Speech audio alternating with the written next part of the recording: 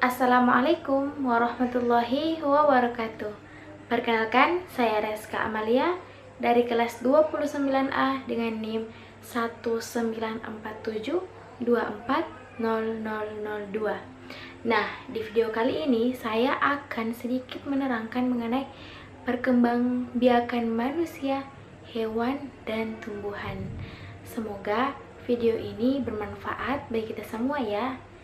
Adapun video ini saya buat untuk memenuhi salah satu tugas mata kuliah konsep dasar IPA di sekolah dasar.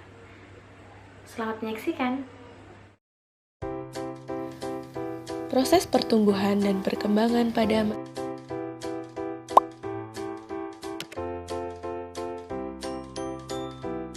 Tahukah kamu bagaimana proses pertumbuhan dan perkembangan pada manusia? Sebelum mengetahui bagaimana prosesnya, apakah kalian sudah tahu apa yang dimaksud dengan pertumbuhan dan perkembangan? Apa itu pertumbuhan?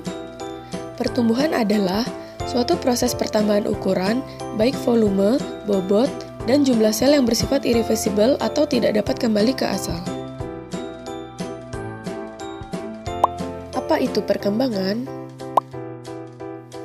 Perkembangan merupakan suatu proses untuk menuju kedewasaan pada makhluk hidup yang bersifat kualitatif, artinya tidak dapat dinyatakan dengan suatu bilangan, tetapi dapat diamati dengan mata telanjang. Manusia mengalami dua tahap pertumbuhan dan perkembangan, yaitu masa prenatal atau sebelum kelahiran, masa postnatal atau sesudah kelahiran. Masa prenatal dimulai ketika terjadi pembuahan dan terbentuk zigot dalam sel telur. Sel telur membelah menjadi ratusan dan menempel di dinding rahim. Menjadi embrio dan mulai membentuk struktur manusia. Alat pencernaan, pernafasan, dan jari-jari mulai dibentuk, jantung mulai berdetak. Bayi mendapatkan makanan dari plasenta dan sudah bisa bergerak. Bentuk membulat, kulit warna merah jambu, rambut mulai lebat. Dan masa pertumbuhan terus berlanjut sampai proses kelahiran atau postnatal. Masa postnatal. Masa bayi, masa anak-anak, masa remaja, masa dewasa, dan masa tua atau lanjut usia. Masa bayi 0-2 tahun. Masa bayi adalah masa awal pertumbuhan manusia sejak lahir hingga berumur 18 atau 24 bulan. Masa anak-anak 2-11 tahun. Masa awal anak-anak yaitu periode perkembangan yang merentang dari masa bayi hingga usia 5 atau 6 tahun. Masa pertengahan dan akhir anak-anak ialah periode perkembangan yang merentang dari usia kira-kira 6-11 tahun. Masa remaja 12-20 tahun. Masa remaja merupakan masa peralihan dari anak-anak menuju dewasa yang dimasuki usia kira-kira 10 hingga 12 tahun dan berakhir pada usia 18 hingga 22 tahun. Ciri-ciri remaja.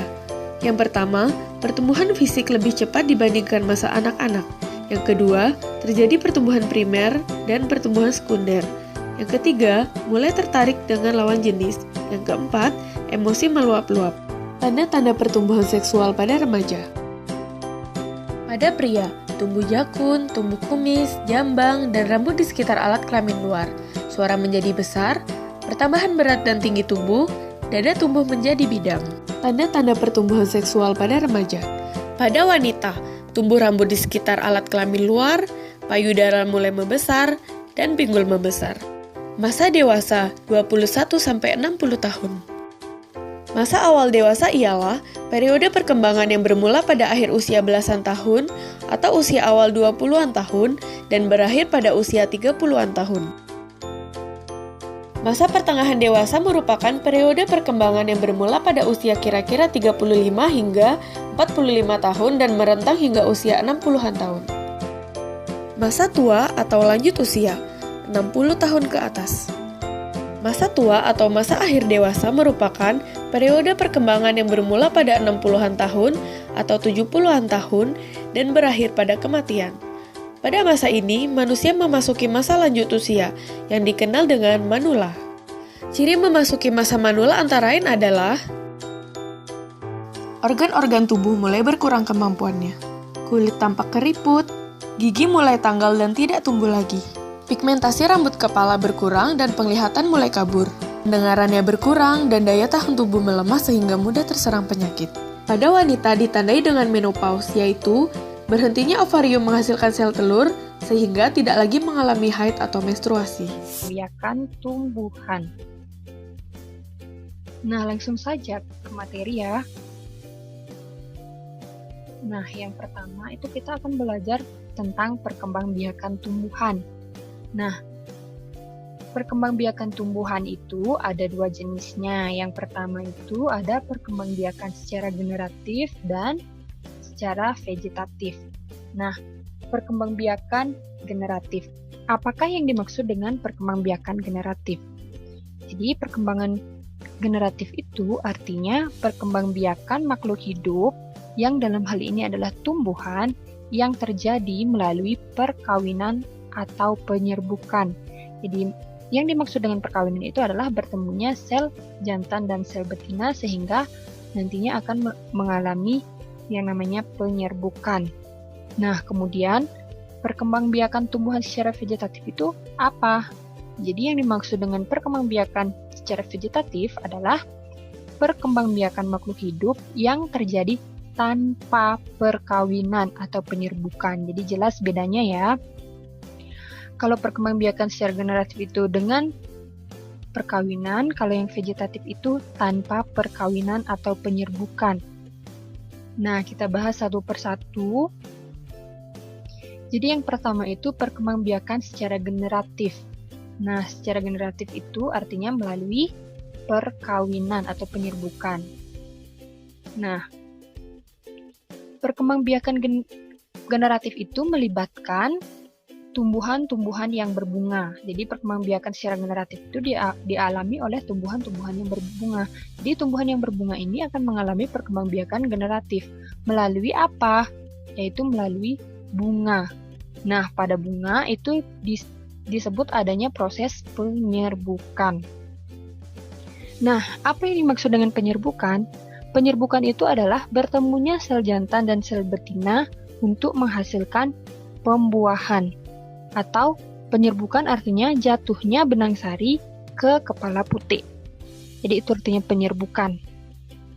Nah, sebelum kita masuk ke jenis-jenis tumbuhan yang mengalami perkembangbiakan secara generatif, sebelumnya kita akan membahas tentang alat perkembangbiakan secara generatif pada tumbuhan, yaitu bunga. Nah, jadi kita akan mempelajari tentang bagian-bagian bunga. Nah, di sini Putri Dede sudah memiliki struktur bunga. Jadi, ini namanya struktur bunga. Nah, yang pertama itu ada tangkai bunga. Nah, jadi tangkai bunga ini menghubungkan bunga dengan batang. Jadi, seperti yang kalian lihat, tangkai bunga itu menghubungkan bunga dengan batang. Jadi, disebut dengan tangkai bunga. Atau tangkai bunga itu bisa berfungsi untuk menyokong pertumbuhan bunga ini agar tetap berdiri. Nah, selain ada tangkai bunga, itu ada yang namanya dasar bunga. Jadi ini namanya dasar bunga. Kalian bisa lihat tanda panahnya. Jadi ini disebut dengan dasar bunga. Nah, dasar bunga itu adalah bagian ujung tangkai bunga yang agak membesar. Jadi ini merupakan bagian ujung tangkai bunga yang agak membesar di atasnya tangkai bunga. Nah, kemudian yang berikutnya itu ada bakal biji. Nah, seperti yang kalian lihat, di sana ada bakal biji atau disebut dengan sel buah ya, atau bakal buah. Jadi, di dalam bakal biji ini, kalian bisa lihat di sini ada bakal biji. Di dalam bakal buah ini terdapat sel ovum dan calon lembaga. Jadi ini sel ovum dan calon lembaga. Nah, berikutnya ada kelopak. Nah, ini disebut dengan kelopak bunga. Ini juga disebut dengan kelopak bunga. Nah, fungsi dari kelopak bunga itu apa? Fungsi dari kelopak bunga adalah melindungi mahkota bunga ketika masih kuncup dari serangan hama, baik itu ulat, wereng, maupun yang lainnya. Nah, jadi fungsinya itu adalah untuk melindungi mahkota ketika masih kuncup atau bunga ketika masih kuncup. Kemudian berikutnya, nah yang berwarna ini adalah mahkota bunga. Jadi mahkota bunga itu fungsinya untuk apa? Nah, fungsinya itu adalah untuk mempercantik tampilan dari si bunga. Ya, jadi untuk apa bunga itu mempercantik diri? Jadi agar serangga-serangga tertarik untuk melakukan atau membantu proses penyerbukan. Nah, berikutnya. Nah, ini namanya benang sari. Keseluruhan ini namanya benang sari. Jadi yang di atas ini namanya kepala sari, kemudian yang di bawahnya itu namanya tangkai sari. Jadi keseluruhannya namanya benang sari. Jadi fungsinya benang sari itu apa? Nah, benang sari adalah alat perkembangbiakan jantan. Ya, jadi alat perkembangbiakan jantan pada bunga itu disebut dengan benang sari. Kemudian, nah yang terakhir ini ada putik. Ini disebut dengan kepala putik, ini namanya tangkai putik. Jadi keseluruhannya itu disebut dengan putik. Jadi fungsinya putik itu untuk apa? Nah, putik itu merupakan alat perkembangbiakan betina pada bunga. Ya, jadi si putik ini nantinya akan mengandung bakal buah atau bakal biji. Nah, seperti yang Ibu tadi sebutkan, penyerbukan itu merupakan jatuhnya benang sari ke kepala putik. Jadi benang sari ini akan berterbangan bersama udara, kemudian akan jatuh ke kepala putik. Nanti setelah jatuh dia akan menuju ke sini. Jadi terbentuklah bakal biji atau bakal buah. Nah, untuk proses penyerbukannya kita bahas di bagian yang selanjutnya. Nah, jadi di sini ada tampilan yang diperbesar. Jadi benang sarinya itu diperbesar. Benang sari itu biasanya terdiri dari butiran-butiran halus seperti ini. Jadi kalian bisa lihat bagi yang memiliki bunga di rumahnya, sambil kalian mendengarkan video atau menonton video ini, kalian bisa sambil memperhatikan bunga. Apakah bunga itu ada putih, ada benang sari, ada mahkota, kelopak, dasar, dan lain sebagainya. Jadi kalian bisa memperhatikan secara langsung yang mana namanya putih, yang mana benang sari, yang mana dan yang lain sebagainya ya. Tahukah kamu, hewan bisa berkembang biak dengan 2 cara loh. Hewan dapat berkembang biak dengan 2 cara. Secara generatif dan secara vegetatif. Perkembangbiakan generatif dibedakan menjadi 3 macam.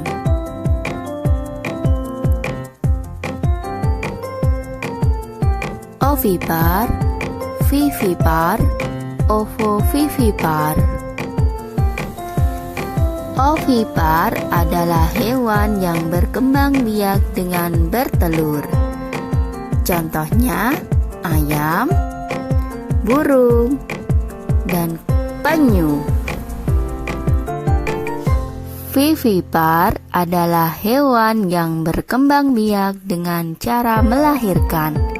Contohnya kambing, sapi, dan kucing.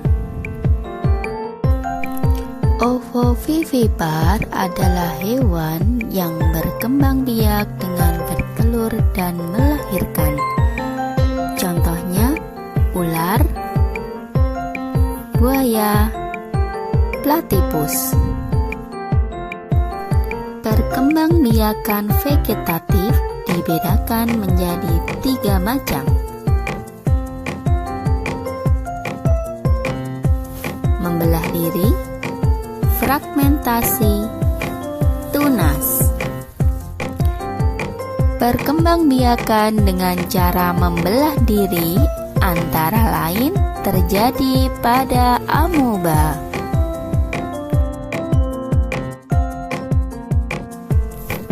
Fragmentasi contohnya terjadi pada cacing planaria. Coba kamu simak video cacing planaria yang sedang melakukan fragmentasi berikut ini. でも本当にすごいのはここからなのです。プラナリアの体を半分に切ってしまっても頭の部分はそれだけで生きていき、尻尾の部分もそれだけで生きていけるのです。でも本当にすごいのはここからなんです。ここからです。体を5つのパーツに切りバラバラに分けて5つの小さな体たちはそれぞれがそれぞれで生き続けていけるのです。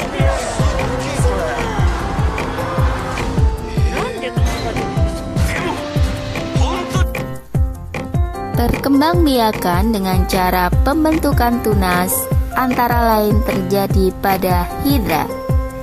Coba kamu saksikan video berikut ini. Hidra memiliki tonjolan yang tumbuh menjadi tunas.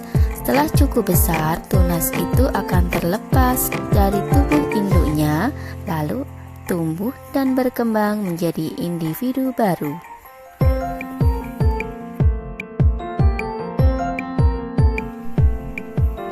Nah, itulah tadi sedikit pemaparan mengenai perkembangbiakan manusia, tumbuhan, dan hewan. Semoga video ini dapat bermanfaat bagi kita semua ya. Saya akhiri dengan ucapan wassalamualaikum warahmatullahi wabarakatuh.